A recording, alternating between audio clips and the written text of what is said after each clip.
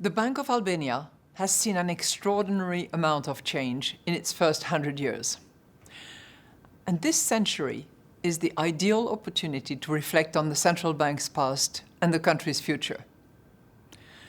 The momentous events of the 20th century, from 2 world wars to the rise of communism in the East, all swept through Albania and its institutions. But one of the most profound changes for the central bank came with the turbulent transition to democracy and a market economy in the early 90s. During that transition, inflation soared, exceeding 200% in 1992.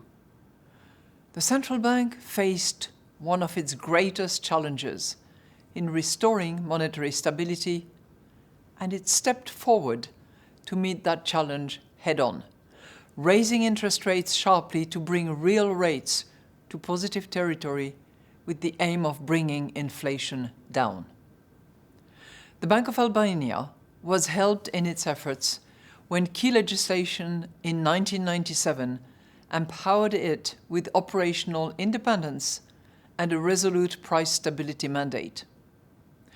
By the end of the 90s, inflation had been reduced to single digits, driven by its decisive measures. The risk that inflation expectations should ever become de-anchored tends to keep central bankers awake at night. And that risk is more acute in countries like Albania, where memories of hyperinflation lie in the not-so-distant past. But thanks to the institutional credibility gained by the Bank of Albania's actions and its inflation-targeting framework, a new normal had arrived when the 21st century inflation averaged between 2 and 3% from the turn of the millennium to the time of the pandemic. That is not to say that these years were easy. Far from it. Albania experienced shocks during this period.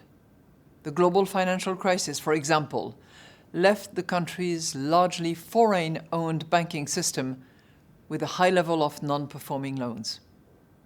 But Albania emerged stronger from those challenges, due in part to the central bank's actions to safeguard financial stability over the years.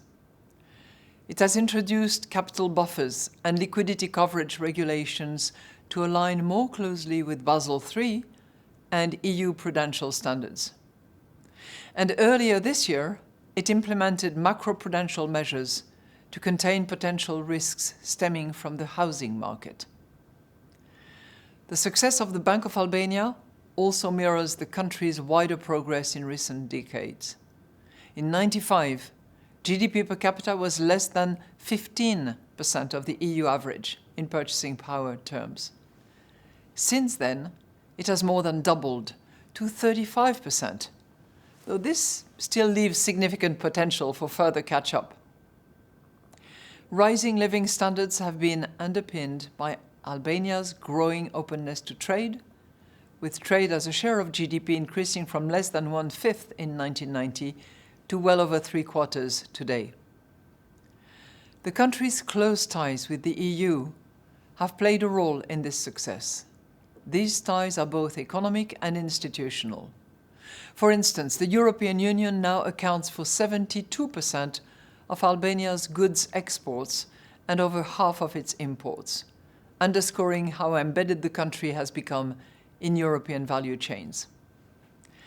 The European Central Bank and the entire European system of central banks are also supporting central banks in the Western Balkans on their path towards European integration. We foster the integration of the region's countries into the single euro payment area and into European payment system infrastructures, for instance, the TIPS clone.